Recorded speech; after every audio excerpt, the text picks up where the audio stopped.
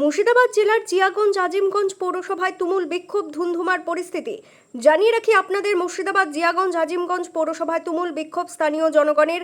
নিজের ঘরে রাতভর ঘেরাও থাকলেন মুর্শিদাবাদের জিয়াগঞ্জ আজিমগঞ্জ পৌরসভার চেয়ারম্যান।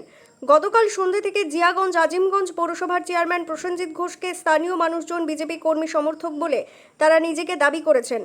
তারা ঘেরাও করে রাখেন প্রসেনজিৎ ঘোষকে। তাদের অভিযোগ, এই পৌরসভায় ব্যাপক পরিমাণ দুর্নীতি হয়েছে। আবাস যোজনায় ঘর থেকে শুরু করে বিভিন্ন কাজে এখানে দুর্নীতি হয়েছে এবং নানাভাবে পৌরসভার পক্ষ থেকে জমি বাড়ি দখল, পুকুর বোঝানো হয়েছে।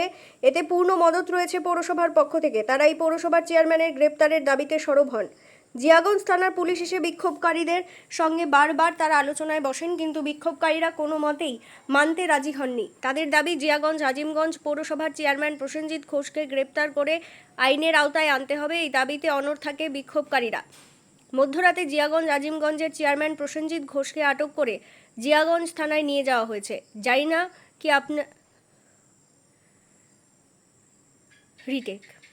জানিয়ে রাখি আপনাদের, এই মুহূর্তের সবচাইতে বড় খবর, জিয়াগঞ্জ আজিমগঞ্জ পৌরসভার চেয়ারম্যান প্রসেনজিৎ ঘোষ মহাশয়কে আটক করেছে জিয়াগঞ্জ থানার পুলিশ।